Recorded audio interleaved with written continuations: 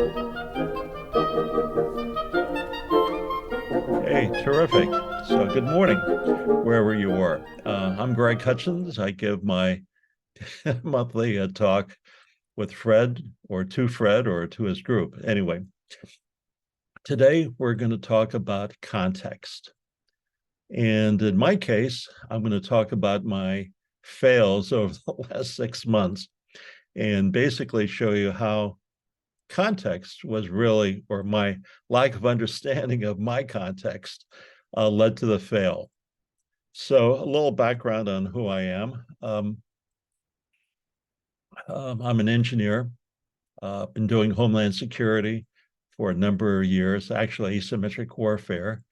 Read a bunch of books, and anyway, been in this business, quality, reliability, supply management, and risk a long time. So I'm basically going to be talking about this. This is sort of an acronym. I'm sort of reluctant to say what it is, but it's what the FUCK. And basically, anytime you see this, or anytime the little voice in your head says just what happened, it's basically a WTF moment. And this whole talk is basically about WTF moments.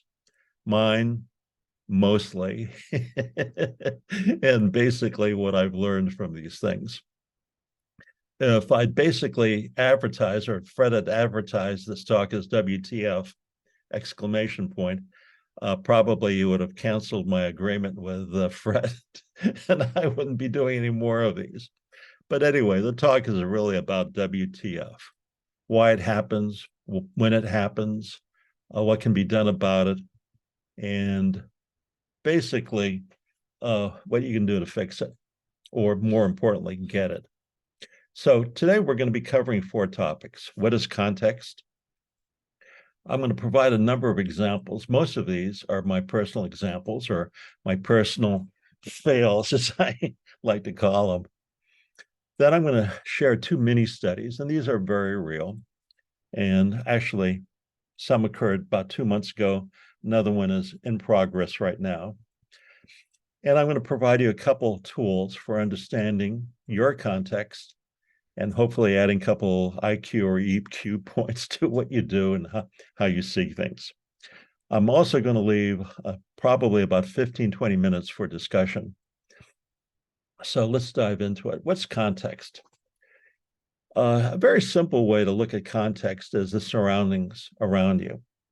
Look around your room. That's your context. If you want to take a broader view, take a look at the village or the city you live in, or even the country. Anyway, context at one level is your surroundings. Context from an ISO standard means your customers and stakeholders. Is your customer really the person in front of you, or are there other people around you who can influence your decision or help you make a buy or make a sale? From an engineering point of view, again, boundary conditions. What are the boundary conditions of your context? Is it a limited problem? Is it a problem that affects your process? Is it a problem that may affect or impact your program? Or does it impact your business unit? What's your boundary conditions? Again, culture is a very important one. And we'll talk about that, specifically in terms of AI, identity, and well, in this case, we're going to talk about civil rights and AI. And zeitgeist, big fancy German word, basically meaning the spirit of the times. It's really the politics, but it's a little bit more than just simply culture. It's what's happening around us and understanding it and its impact. And we're also going to talk about decision making, how context is really part and influences our decision making, how we see things, how we do things, how we react to things, and what we can do about it to make smarter decisions at work, in our lives. And then finally, I like this definition of context. Context is a situation where something occurs. Think about that for a second. Context is a situation where something occurs. Now, there's a lot of implications to that. One, you did something to make something happen. You didn't wait, you didn't procrastinate. You actually saw an opportunity, you saw a risk, and you took it. But what happens is most of us have WTF moments because we didn't understand the people context. We didn't understand the management context. We didn't understand the communications context, work, physical or social or technical context. And that's a big problem because there's a situation that sometimes doesn't happen, not what happened, but quite often what we expected that should have happened didn't happen, or more importantly, or in my case, I didn't get it, what just happened or why it happened. And in these situations, we call it your WTF moment, or in this case, in my talk today, it's going to be my WTF moment. Something happened. We didn't expect it. We didn't understand it. And more importantly, we didn't get it. The lack of getting it is basically our WTF moment, or what I would call my fail. Now, there's a great there's a great award called the Darwin Awards. And you could basically Google it. And it's basically people who took a risk, sometimes a silly, maybe even a stupid risk, and had their WTF moment. Unfortunately, the Darwin Awards, as you can read, salute the improvement of the human genome by honoring those who accidentally remove themselves from it. People have their WTF moments. We all do. And in this case, I'm going to talk about why it's important, what are examples of WTF moments, why not understanding context is really the root cause of many WTF moments. And I'm going to give you a bunch of examples, and then I'm going to give you 2 mini case studies. So I'm going to talk about first some WTF moments that I've had as an engineer. And again, there are 2 contexts. There was mine as a reliability or quality engineer or manager, and my boss's context. And I'm going to talk how they're different. So I had a boss who had a problem. She asks me to look into it. I use HALT or FEMA or some other reliability tool and write a report and present the results. That was my context. I did everything that I thought was right. Now, normally this happened very early in my career as an engineer. And then there was my boss's context. My boss really didn't care what, who, when, or what tool I used. In this case, she just simply wanted the problem to be solved and a decision to be made. And unfortunately, at that point in my life, probably lasted too long, I thought quite often the tool was the solution or the result was the decision.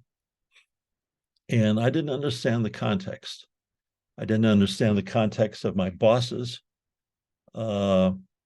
expectations. I didn't understand the context of my organization. And I certainly didn't understand the context of my boss's boss, all of which, if I'd been a good engineer, I would have understood all of those. In this case, my boss at that time, simply wanted the problem fixed, as he would say, fix the damn problem.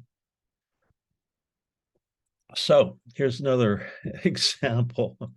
These are true examples of early on in my career as an engineer.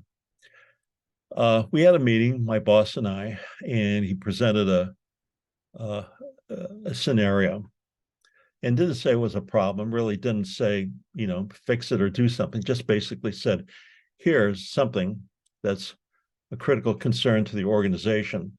I really don't understand it. Hey, take a look at it. So, echoing my boss's concerns, I picked up a representative sample.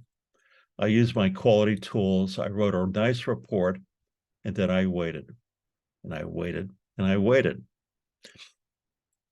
My boss had different objectives, different concerns that he or she, in this case, it was a he, didn't give me, didn't basically provide me the problem, but he wanted simply a solution. All he did was present me a scenario, and he wanted ideas and solutions. And more importantly, this was a test. It was a test basically to see how I handled what he presented to me. And he wanted just simply what he called the right decision. And again, right from a boss's context, right from my context, were two different issues.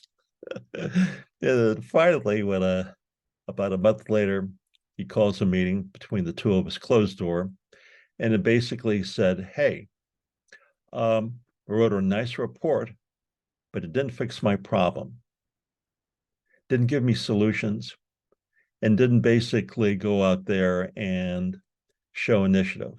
And oh, by the way, that's why I'm giving you a bad review. Okay. And finally, he said, as a nice warning, if we both think alike, one of us is not needed. And, 30, 40 years later, I still remember that. But basically, he was trying to communicate something that what he was presenting me was a test. In this case, I was going to be promoted or being considered for promotion to be manager or director of a quality function in a large company. And obviously, I didn't pass this test. So this is the easiest scenario. In this context, we have two different people with different contexts, mine and the person in front of me. Quite often, those are different ways of seeing the world. Think of it as I've got my lens, and the person I'm working with can be a significant other, a boss, somebody on my team. They have a different lens in terms of how they see things. If they see things differently than you, there's a big chance that they're going to do things differently than you, in this case, me. And it's important to make sure that we're looking at the same problem through the same lens. And I'll give you this as an example that I see a lot. I want to speak my truth. That's very important today in identity politics. It means that I'm real. It means that I'm authentic. It means that I'm communicating my boundaries, what I can do, what I can't do. I want to work from home. My boss says, I've got to go back to the office. So, but from my context, I'm basically communicating to my boss and to the company my boundaries to what's acceptable for me. I want to work from home. I want to have a balance between work and other types of responsibilities. Also, it means I'm communicating. I'm valuing myself. But here's the problem. From the other person's perspective, doesn't mean that I'm right. The other problem is, does the other person really care about how I feel or what I think and what I do? What does it mean if there are different ideas? Meaning, again, this is only two people. When you have 3, 4, 5, the number of problems increase almost exponentially. But the other person may not care for my ideas. So what do I do now? Over about the next 6 slides, I'm going to sort of demonstrate how different people can see things very differently. And when you see things through a different lens, differently, your outcomes are going to be different. So it's important for these two people or these two situations to look at the problem through a similar lens, identify boundary conditions, and look and try to develop a solution if there is a problem that's commonly understandable and, more importantly, executable. So here we have the owner's context. The owner of a McDonald's is hiring people at 21 bucks an hour. The prevailing wage in, let's see, in Oregon is $15 an hour. So it's basically above the wage. In the meantime, I'm looking at margins from the owner's context of maybe 3, 4, 5%. 21 bucks an hour for an employee is a lot of money. The owner's context is, how am I going to make money? The worker's context is, well, I need this job. But from the owner's context, they're going to get Flippy the hamburger robotic arm and save 21 bucks an hour. And they're going to say, Flippy can flip, give me a number, 60 hamburgers a minute, one a second. Oh, let's say 20 hamburgers per minute. That's 3 every second. Flippy costs $2,000. What's the return on my investment? The worker simply wants to get the job done and get paid as much as he or she can. Again, we're looking at the same problem, a job that needs to be done from two different contexts, and that's a problem. So here's another context that's very real in many of our cities, unfortunately. We want human policing. We want police that are responsible, humane, wear a camera, and basically are unbiased. But here's the context for many property owners. Use a robot. And yes, this is a real robot. They're called AIBs. They don't have any lethal equipment on them, but we'll talk about that for a second, in a second or two. Again, same problem. We have a common issue, safety, public safety. We have the human context that most of us want, meaning human-based policing. But again, a lot of cities, a lot of owners are using robots. And of course, there's a whole bunch of issues that come out of that. And some of them are very, very important for us as a society and a nation. Here's another, what we would call work context. We have the physician, and then we have the healthcare system context. The physician basically wants to get paid fairly, do good, and follow the Hippocratic Oath. Very simple. The healthcare system, on the other hand, wants to have as many people as they can in the healthcare system, reduce the unit cost, think the human factory. And basically, how are they going to do that? They're going to use AI. In some cases, well, not in some cases, in many cases, AI is proving to be more accurate and reliable. I have to throw that word in.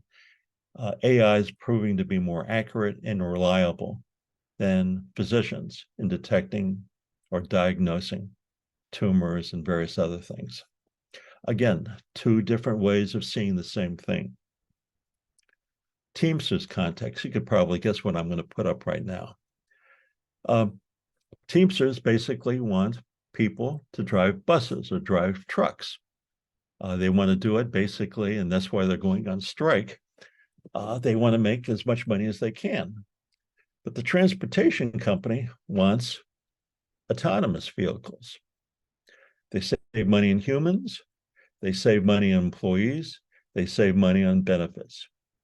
Again, the basic issue is the same. Provide transportation that's safe and reliable. But we have two different constituencies looking at the same issue from a different lens. This is where we're going to get a little bit tricky, but we'll talk about it. Policing. Um, in the Western US right now, we have huge problems in terms of theft, violence. For example, in Oregon, Portland, Oregon, our murder rate has gone up 400%. So, what type of policing are we going to get, and who will do the policing? From the city council's point of view, meaning city government, they're very aware of the problem. So Oakland, just east of San Francisco, considered basically using lethal robots. So did San Francisco. Two very, very liberal cities, probably the most liberal in the US, were considering robots with lethality.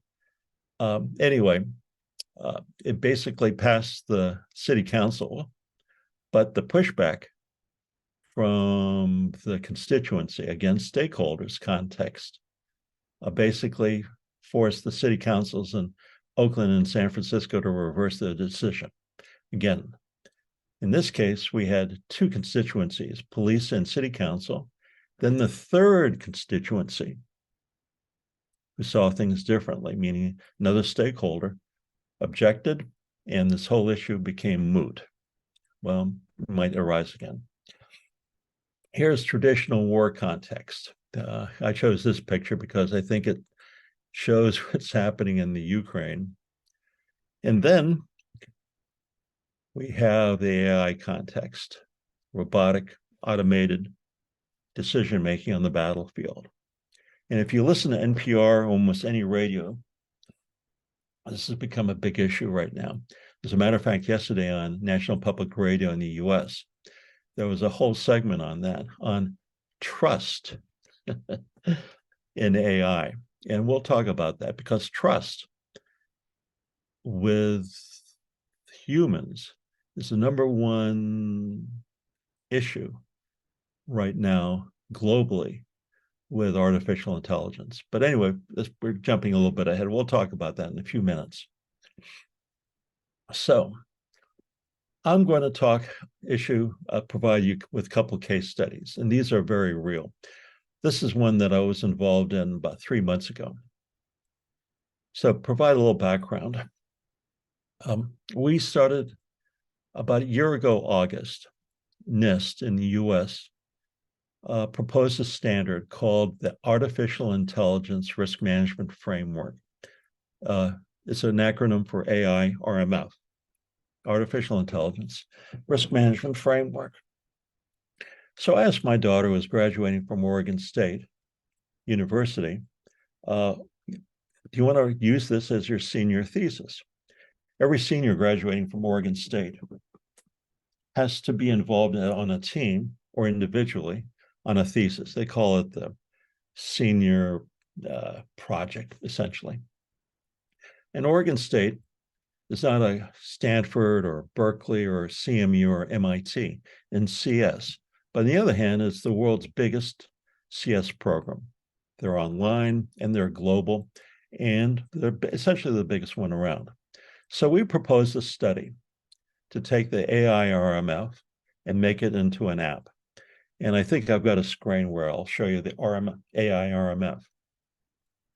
The word got around nationally that we were working on this app, and a large civil rights organization came to us and said, we want to partner with you.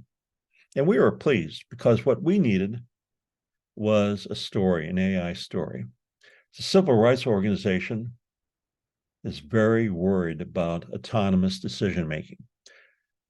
Again, we think of autonomous as autonomous drivers on a vehicle, but really, this was autonomous decision-making, specifically AI decision-making that could bring in bias, that could bring in, just simply bias. I'm not going to go into this because this is a really contentious issue, but it's very, very important worldwide. Again, AI decision-making. So we had a meeting about 3 months ago. On our side, there were two people. Myself, I'm the owner of an engineering company, the sponsor of the app, and my daughter, who was developing the app. Oregon State was not involved because they weren't principals. They were just simply providing students for the app. And on the other side was the largest civil rights organization in North America. There was the EVP, SVPs, the entire top echelon of this organization was there. So we had a meeting. It was the partnership meeting where we're going to sign basically a national partnership to basically monitor. And by the way, from the civil rights group, this was their number one issue. It wasn't fairness, it wasn't litigation, it wasn't advocacy. It was really making sure that AI that was involved in all types of civil rights, from housing to everything, was being fair. So anyway, you can imagine, here we are, we have a major meeting. On our case, there's my daughter and me, the developers of this product. And you can see our context. Our context was product development, IP, monetization, and developing a story. The civil rights context was, again, 9 people in front of us on the other side on this meeting, major meeting, one of the biggest ones they've ever had. Because again, this is their number one issue. They're looking at the same thing as we are, meaning an app, in terms of fairness, equity, and justice. We were looking at it commercially. They were looking at it socially. So here's the problem. It's a big problem. More and more employment decisions, more and more housing decisions, more and more lending decisions are being made through autonomous decision-making, through an AI system. These systems are using historical data. The historical data probably is biased. And it basically can cause problems, many, many problems. Also, we're now having legislation. New York City has a New York City Law 144 that requires all companies that do employment screenings to be audited, risk audited. And that was one of the reasons why they were coming to us. We are experts in risk management. We're experts in risk-based auditing. We've written the best-selling books around. So that's why they came to us. Also, we preempted them because they'd spent 3 years developing an app, 4 people full-time, 12-person years. And in 6 months, working half-time, we developed a MVP, minimum viable product. And we'll show it to you in the next slide. And of course, that was probably one of the problems in the discussion. They wanted products on a pro bono basis. We wanted to monetize it. They were looking at the problem socially of AI autonomous decision-making. We were looking at it in terms of making money. So we're looking at the same problem from 2 different points of view. We were looking at it technically also. They were looking at it socially. The fact that we developed an MVP app in 6 months, and they'd been spending 12 man years working on it. Again, PhD engineers, all that stuff. But again, they couldn't figure out what they were going to do. And they had problems in their decision-making. Anyway, the results was a big fail. We wanted access to litigation and partners in the White House that they had. Again, they're a civil rights organization, very well known, very big. They wanted access to our IP and business model, but we were talking past each other. And by the way, this is the app we developed on the right. And one of the talks I'll probably give to Fred is we'll talk about one of the biggest standards that's coming out in the US in the last 50 years, which is the AI-RMF. In terms of scale, I'm guessing it's probably going to be 100 times bigger than ISO 9001.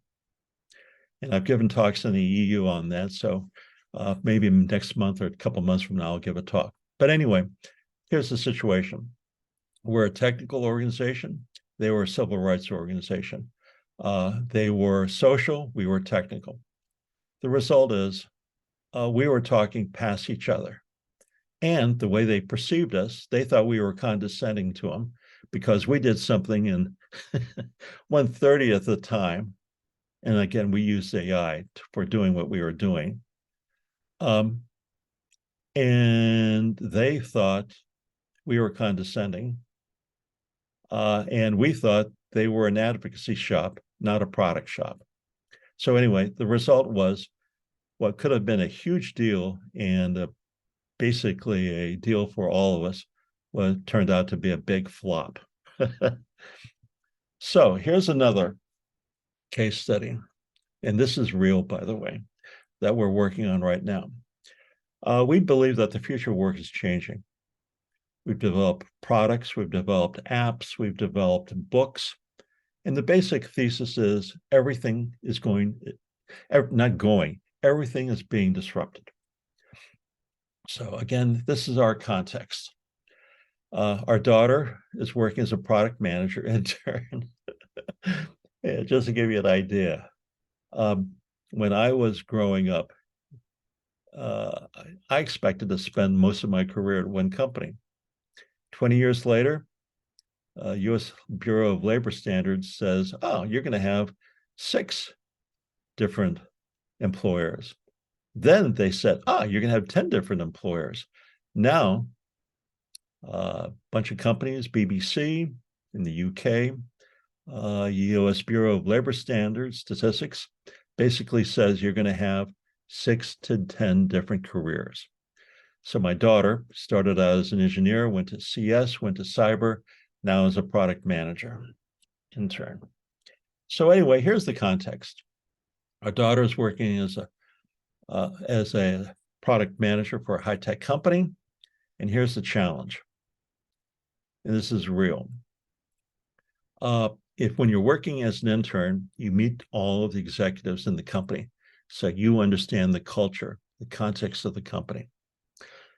So the head of HR for, again, the global Fortune 500 company asked all the interns to put their cameras on. First time she asked, only one intern, my daughter, had her camera on. Then there was a second ask. She asked all the participants in this meeting to turn on their cameras. Second ask, only one intern had it on, my daughter. Third ask, and this is embarrassing because this was the SVP of HR was giving the talk. And on the third ask, only 8 out of 50 interns. Again, these are interns from the best schools in the country. Anyway, and by the way, mostly technical schools. On the third ask, only 8 of 50 interns turned on their cameras. So here's the problem. Today's Gen Z cohort does not do interpersonal communications well or follow instructions well. That was our hypothesis. We shared it with a number of folks.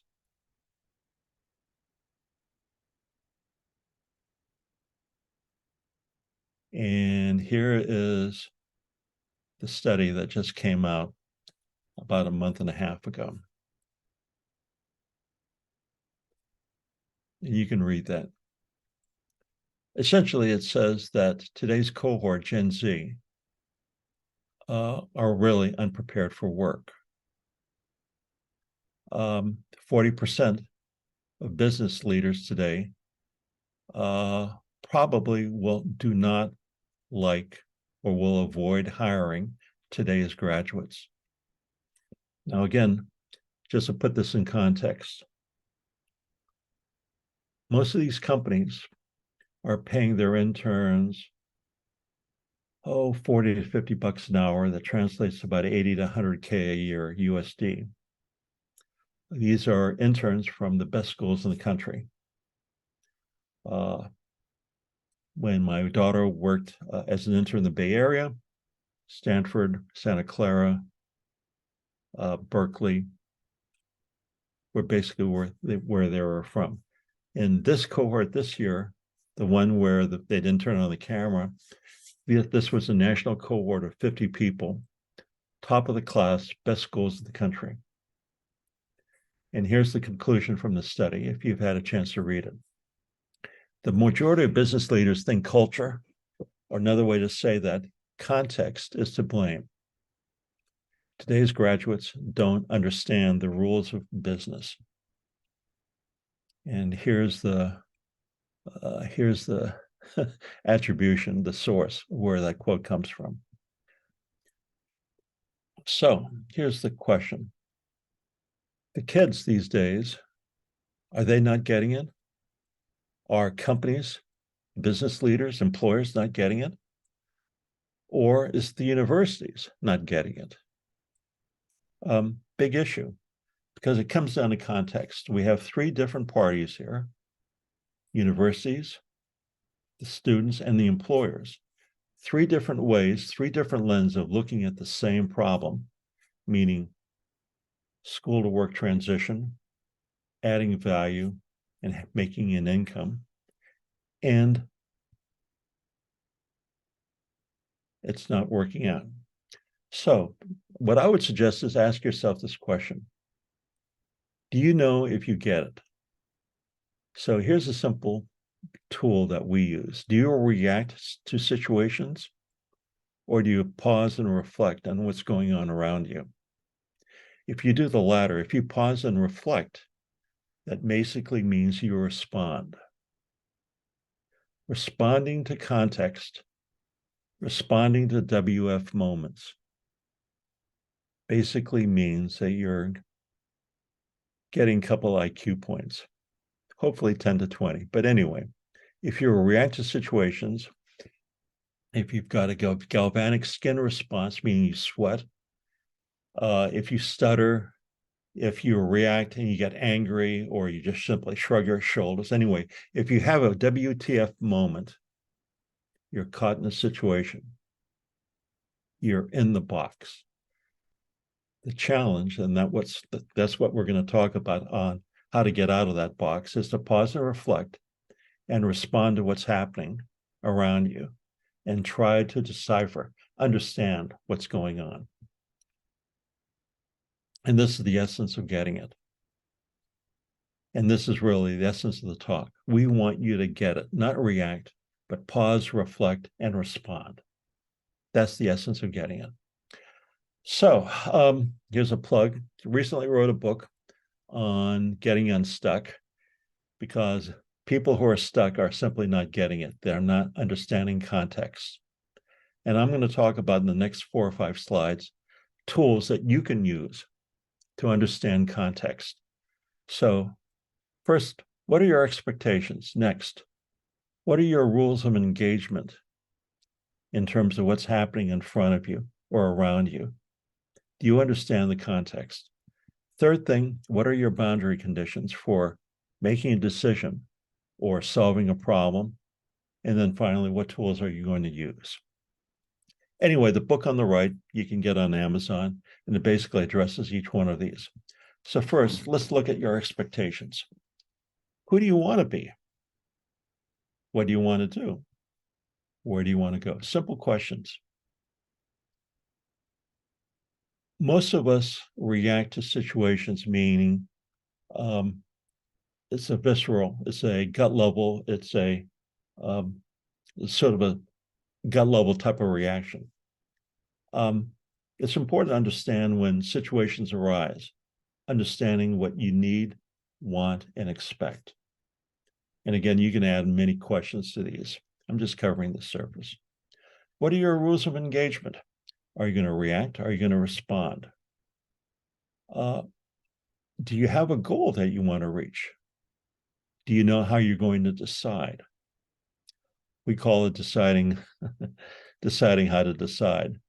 How are you going to resolve the issue if there is a challenge or a problem in front of you that just came up? How are you going to solve the problem? And basically, do you know what the problem is? Again, from your context, you know what the problem is, or you think you do. But again, the person in front of you might have a different a different way of how he or she is seeing the problem. And then there's the boss. And all of these are important because you're going to have to define your boundary conditions. Now, most of us, I hope, are engineers, so we know what boundary conditions are. What's the scope of your problem solving or decision making? What's the scope of the problem, or there a WTF moment? Are there other stakeholders involved?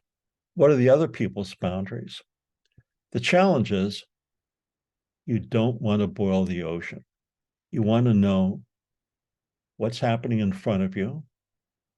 What do you want to come out of this, situation? And what do you have to do in terms of responding, not reacting, but responding? In other words, you have to pause and reflect. And then finally, what tools are you going to use to reach your decision, solve your problem, and what obstacles are in your way? And then if there are risks or obstacles in your way, how are you going to mitigate them? So some things for you to think about as I close up this talk. What successes and fails have you had in your life? I've just talked in terms of this webinar about most of my fails. And believe me, I've got a lot of them. I seem sometimes, one of my significant others once said, are you a one trial learner or an end trial learner?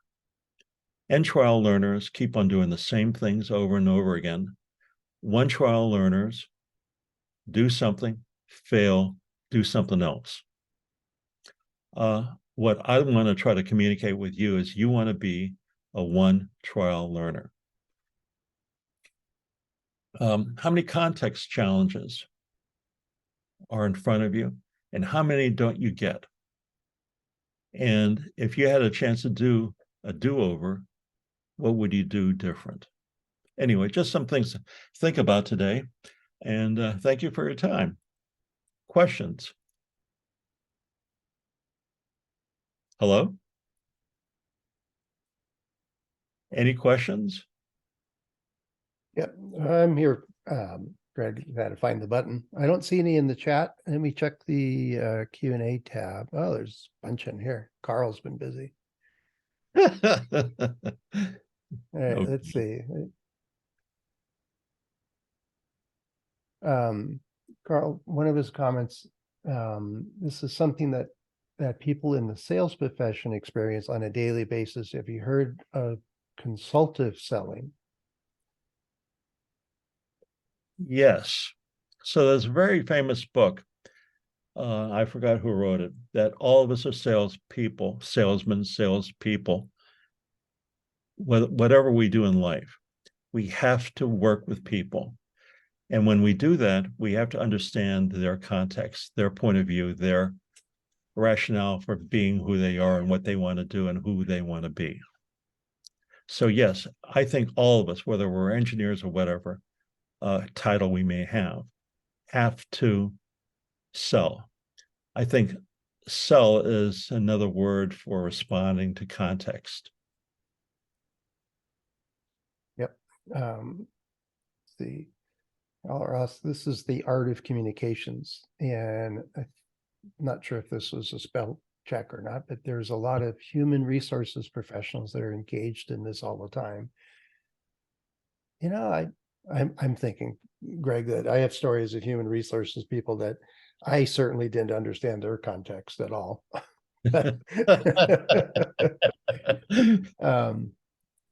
But yeah, I mean, we've talked about it on the site a lot, is that the art of the soft skills, the communication, understanding what's in it for the other person, is all in line with what you're talking about with the context. If, like your story of, you and your boss, they just wanted it done. You were going to write a report. But you missed it. And I know I've done that a number of times too, is yet if the person giving you that task didn't make it clear, they weren't understanding your context. Like, oh, you want me to go write a report? Okay, you didn't say I had to do anything. There's that. Let's see what else we got here. Bottom line is it's all about money. Um, you know, your example with the when you brought up the app and stuff, you're talking past each other. You know, they're looking for social outcomes and you're looking for a business venture. Talking past each other it wasn't just about the money for them. It was, you know, To them, it was their life's purpose, their mission, their why. And I missed that. I thought I was accommodating to, and I'm using that word, accommodating. To them, accommodation was a form of conciliation and was a form of weakness.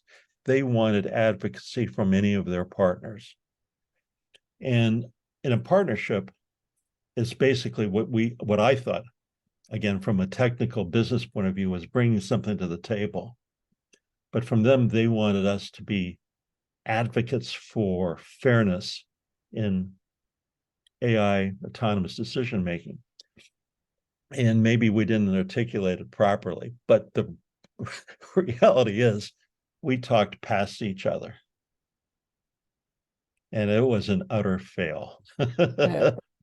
Well, take that example. What could you have done different? You know, in hindsight, what would you have done different? And they approached you, and would you have asked different questions? Would you probe deeper into what they're trying to achieve? I mean, what would you do? In this case, they came to us. We did not have 3, 4, 5 preliminary meetings face to face, which we should have in Washington. So we're located in Portland, they're in DC, 3,000 miles away. All of the communications had been through emails and Zoom. And I think it would have been, if we had more time, my daughter and I should have flown to DC and had face to faces with them, one on one. What happened is there were 9 people on their side. And again, they were civil rights believers and exemplars and evangelists. We were business people, we're techies. We were not evangelists. And I think if we'd had more face-to-face meetings to develop a mutual understanding, because at the end of the day, they needed a product to make money too. They're a non-for-profit. And we had a product. It was still a beta, but still we'd progressed a lot further than they had with a lot more smarter people. And again, our attitude was good as good enough for the app. Theirs was they wanted it to be perfect. So we had other challenges, but I would have spent more time on the front end developing a communal understanding and common context. And that goes for almost all of these things. You know, it's back to what Carl's thought about communications. And one quick, Sebastian's asking about the slides available. And Greg, if you ship me the slides, I'll put them up with the recordings. You know, be a day or two before I get them posted. Absolutely. So, you'll get them this morning, Fred. All right, thanks. And Carl brought up one that it's probably going to be a whole nother podcast, is the ethics of artificial intelligence. I have a 300-page book coming out on that next week. Yes, actually, it's so. Let's reconstitute the question. Everybody has access to AI or an LLM, large language model. So with common access, what differentiates companies now is not the technology. It's basically the databases that you're using, the user cases in the databases. So with that, what becomes the differentiator between a Meta and a Google or somebody even like me, a small shop? It's trust, user trust. That's the big differentiator. So how are you going to assure trust? And I'm using that word, not ensure, but assure. That's what it's all about now.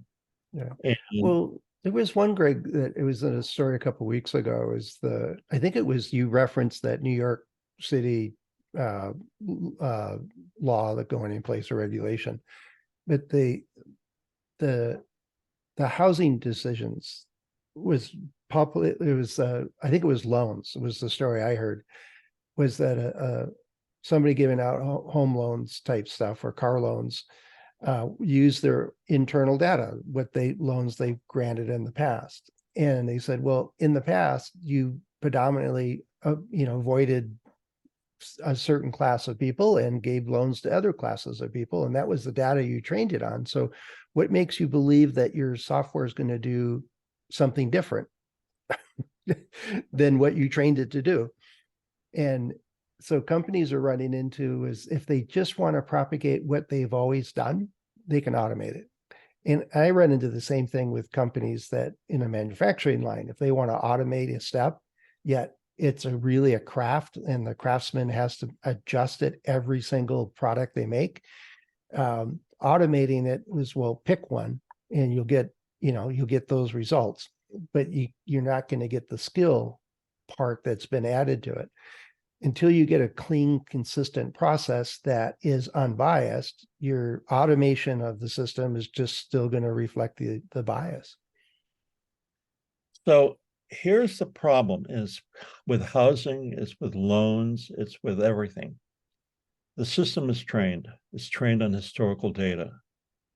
And this, by the way, is really counter to reliability and quality in statistics, because we assume, and we know what assume means, that if we follow history, that should be able to predict the future, at least give us some sense of boundary conditions of what the probability is for a future outcome. But here's the problem. If we use data, and let's take getting a loan purveyors or sellers basically are going to use a proxy, and the proxy is going to be a credit score. Unfortunately, lower credit scores reflect quite often social conditions or even ethnic conditions or racial conditions. When that proxy becomes a target or a proxy for a social element, right? Whatever that is, say racial, then we can't use that. That automated or autonomous decision-making system has to be audited. And for employment decisions, New York City has this new law called 144, and you can Google it, just came out, that basically requires risk-based audits of autonomous decision-making systems. Now, why are we involved? Well, we're an engineering company and we have the best-selling books on risk-based auditing. So, I mean, Carl also brings up unconscious bias. I think, I lost my train of thought here, but the idea is that the use of AI in and of itself is just a tool, right? And part of it is the training, some of it is whether it's got the bias built into it or not, and so on. Yet humans, here's where my thought was, is that the autonomous driving vehicles have shown over and over again that they're safer than human drivers. Just hands down.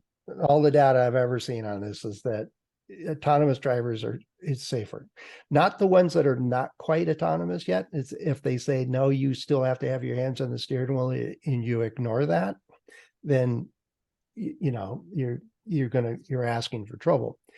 But when it comes to the ethics part, the ethics of AI, there was a recent spate in San Francisco, kind of a protest against all these AI cars, or the autonomous cars that they're running around the city. Is this group of people would ride around and they look for these cars and they would put a traffic cone on the hood and the car would freeze. It just didn't know what to do when there was a traffic cone right on their hood, because they were trained not to drive through traffic cones. And so it's sitting on their hood, so they couldn't go anywhere. And they asked the guys, why are you doing this? And he says, well, we don't want people to have cars in the city. It needs to be safer for people walking the streets, or it's not just the autonomous vehicles. We should have less cars in the city. It should be more walking and biking kind of thing. So their protest is it an expression of freedom of speech, or is it vandalism, or what where's the line there? And that's, they're taking advantage of this quirk in autonomous vehicles programming to cause traffic jams. Is that rhetorical or you want a response? Yeah, go for it. We got a couple minutes. Okay, good, good. Well, in the 1820s in England, mechanical looms were being developed, and a lot of manual weavers Mhm. were being unemployed because of these mechanical looms. It was the start of the machine age, the start of using steam, and it was the start of the industrial age. And a group of people called Luddites, Luddites, started destroying these looms, mechanical looms, because it was taking their jobs away from them. And that's happening right now in San Francisco. It's happening down in Phoenix. People are attacking autonomous vehicles, thinking that the vehicles really care about the attack. And what they're doing is they're just simply reacting to the technology for fear. Oh, They may I don't agree with that, Greg. I don't agree with that.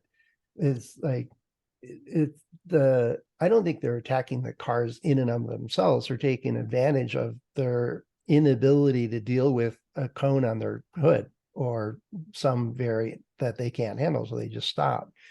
I know that what made it news in San Francisco is that they would just stop wherever they were. They block intersections. They get in the way of emergency vehicles. There's a handful of cases they're citing, but mostly it was just an inconvenience until somebody came along and took the cone off the hood, and then the car would be on its way just happily and safely. The protest wasn't about AI. The protest was about, we don't need more cars.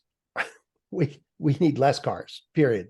So they also, it was the same group that did the big bike rallies where they would fill the roads with bicycles so the cars couldn't pass. It would cause traffic jams. They were just protesting that there were way too many people getting killed by cars going through intersections improperly or jumping the curb and all that kind of stuff, that it wasn't safe for humans. And I don't think it was AI that was the threat. I think AI was a convenient way to get a large mass of metal sitting in the middle of the road. Well, here's a different. This is a great example of different context differences. From my point of view, well, two things. One, and again, I'm an engineer. These are people who don't want technology.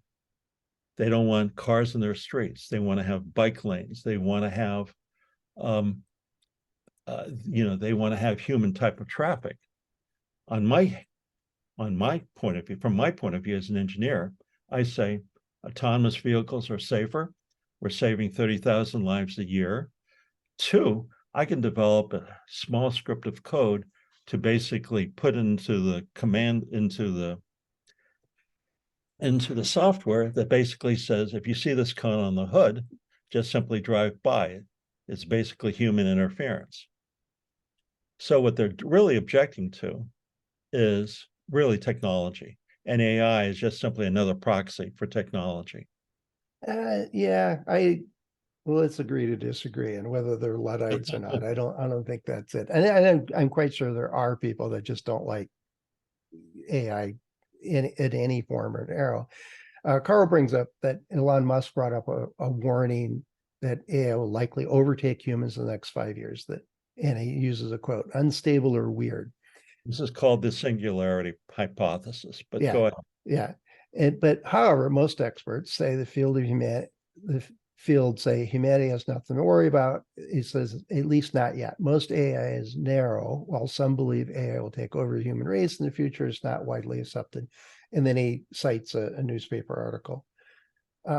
So why don't you ask me to give a talk on asymmetric warfare and the use of AI in autonomous nuclear weapons? I think that's outside our scope for the site. Okay. You find another audience for that one, unless we get a bunch of people want to talk about it. Okay. All right. Well, I think we exhausted the questions. Let's see, there's a bunch more here. Yeah, let's see, nothing we haven't really talked about. So it looks like Carl would be interested in the military rules of engagement for military ones, but again, that might be another audience for somewhere else. The idea is that, back to the context part of it, and I think Carl touched on it appropriately, is that, yeah, the ability to communicate well means that, in the simplest forms of my book, it's that when you make a request, the other person fully understands the full context of that request. Don't leave out bits and pieces of information that are assumed important on both sides. And it goes back to that, what assume stands for.